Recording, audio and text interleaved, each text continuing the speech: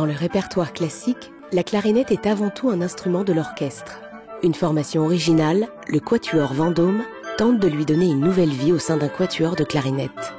Franck Denise, réparateur au magasin L'Olifant, suit de près la destinée de ce quatuor en apportant aux musiciens tout son savoir-faire. Le métier que je fais depuis 21 ans, que j'ai découvert un petit peu par curiosité, puisque mon parcours était un parcours de musicien, je dirais, qui se destinait à la profession de clarinettiste professionnel.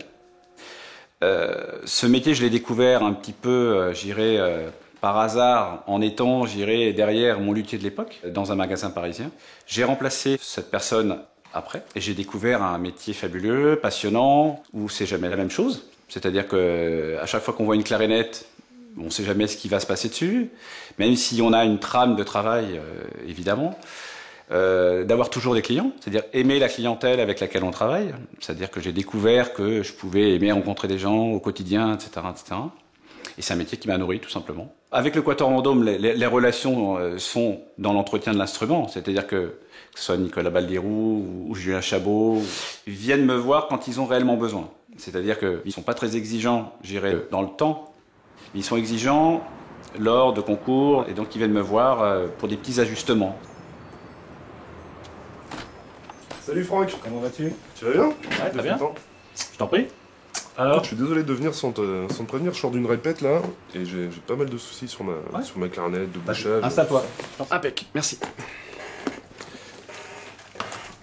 Je vais déjà regarder là-haut, la sa dièse, et puis on regardera la correspondance après. Hein. Selon les périodes dans l'année, on va revoir venir des instruments, soit pour des problèmes de fente, puisque le bois va se mettre à bouger, soit pour des problèmes de sécheresse, etc. Du coup, le bois il va faire bouger la mécanique vissée sur le bois. Le musicien doit appréhender ça, doit jouer l'instrument de manière régulière. Alors il est évident qu'un instrument d'étude joué par un enfant ne va pas évoluer de la même façon. Un instrument professionnel, oui. Je sais pas, c'est vrai qu'il y a la levée du la aussi, je sais pas si c'est le ressort ou quoi. Ouais, c'est un petit peu limite au niveau de la mécanique. Je vais essayer d'affiner ça. Un musicien qui va acheter un instrument neuf 3 ou 4 ans après, il va être amené à le changer. Parce que l'instrument va évoluer soit avec le musicien, soit avec les becs. Parce que c'est vrai qu'au niveau de la clarinette, il n'y a pas uniquement la clarinette proprement dite, mais il y a aussi le choix du bec et de l'anche. Donc il va y avoir 3 paramètres qui vont évoluer les uns en fonction des autres. Pas mal de chocs thermiques, en plus je travaille pas mal à l'étranger, donc au froid, un peu d'altitude, donc je pense que ça... Pas de souci, on va regarder ça. Chemin de l'eau, tu vois. Puis il y a aussi le paramètre du musicien, mais qui est un paramètre beaucoup plus subjectif, je dirais, mais il fait partie de l'évolution du musicien, et du coup, un instrument qui peut plaire à un musicien à un moment donné, l'évolution de cet instrument va faire que le musicien va peut-être le changer pour retrouver des sensations dont il a besoin pour le côté artistique et pour son jeu quotidien, en fait. Tiens. Super. Merci.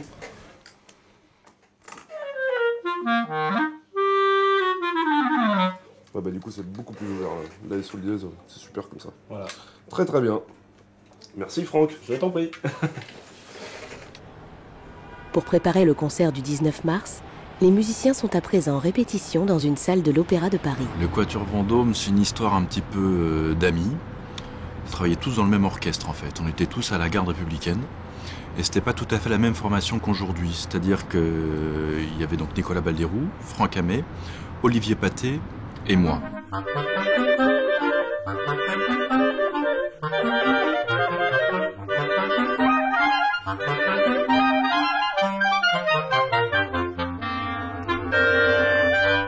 À partir du moment où la formation n'existe pas, on a libre cours.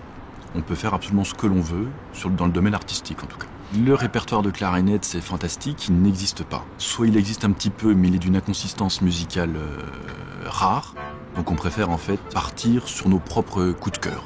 Alors à partir de là, on a 2 solutions. Soit on arrange des pièces que nous connaissons, qui sont en général soit pour piano, soit pour d'autres ensembles de musique de chambre. Ou alors on demande à des amis compositeurs de nous écrire des pièces pour notre formation.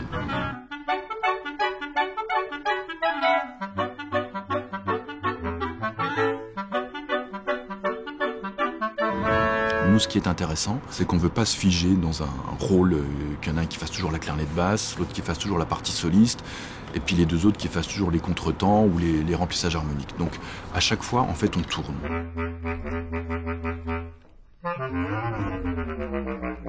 On joue jamais le même instrument, donc entre chaque pièce, chacun change de rôle pour, entre guillemets, entretenir une certaine émulation, un certain intérêt. Puis je pense que c'est aussi intéressant dans un concert pour le public de pouvoir entendre à chaque fois des solistes différents.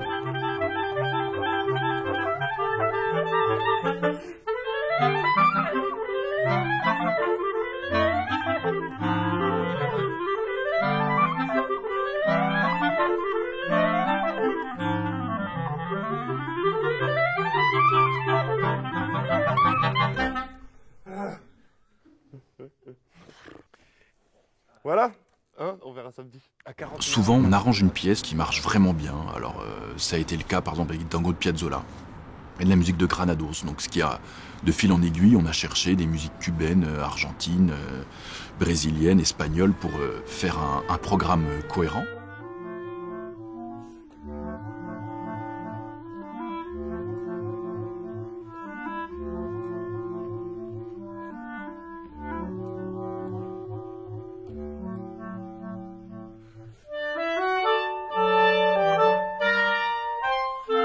Donc en général, on essaye d'adapter des pièces qui sont parfois très connues, mais dont on sait qu'on peut apporter, en les jouant avec nos 4 clarinettes, on peut apporter un éclairage nouveau à ces pièces-là.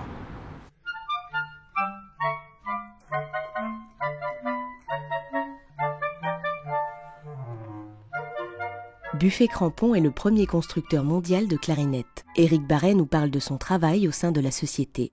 J'ai été recruté il y a une quinzaine d'années chez Buffet-Crampon pour travailler sur la recherche et le développement. Donc en l'occurrence, là, je travaille pour le moment sur une clarinette basse. J'ai à finaliser une perce, ce qu'on appelle, c'est-à-dire un diamètre de perce par rapport à ce nouveau modèle. En l'occurrence, essayer de retrouver un son qui soit le plus timbré possible, le plus riche. Nous, on a travaillé essentiellement sur le registre grave pour donner beaucoup de couleurs aux notes graves de la clarinette, puisque la clarinette basse est un instrument qui est entendu beaucoup plus dans les basses, dans les graves de la clarinette, hein. Donc je vais vous faire une petite démonstration.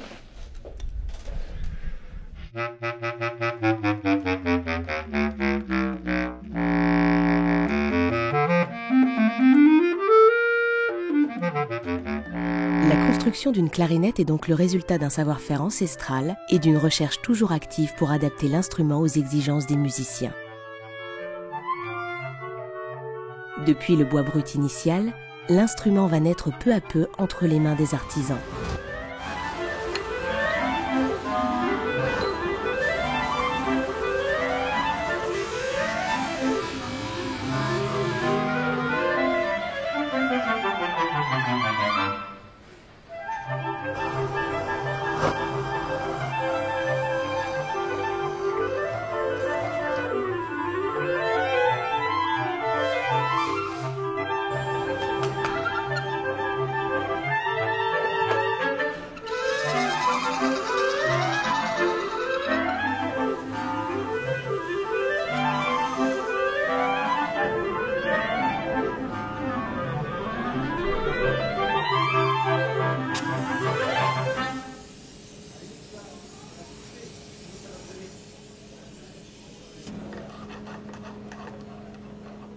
La clarinette est à présent terminée. Sa vie sera maintenant liée au musicien qui la possède. De lui seul dépendront la révélation et l'épanouissement de toutes ses qualités. Je crois que vous allez filmer le Quatuor Vendôme en répétition. Ça, ce sont 4 jeunes artistes qui sont très impliqués dans la fabrication de nos instruments. Et notamment, je pense à Nicolas Balderou, qui est un de nos essayeurs très assidu et très motivé pour travailler avec moi sur l'élaboration des nouveaux modèles.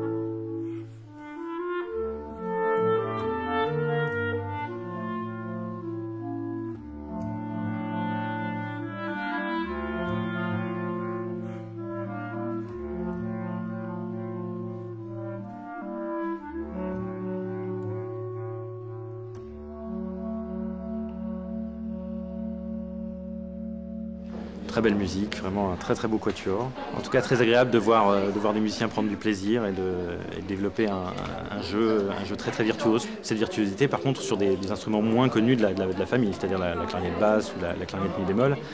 Et de voir cette même virtuosité sur toute la gamme d'instruments, donc ça c'est vraiment très, très impressionnant et très agréable.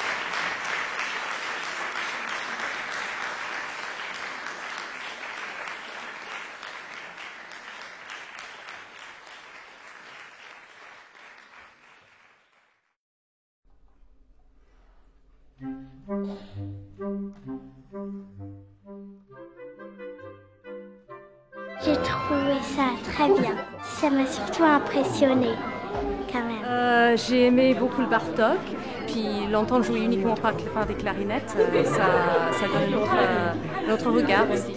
Je crois que tout le public a passé un agréable moment et c'était vraiment un très très beau concert.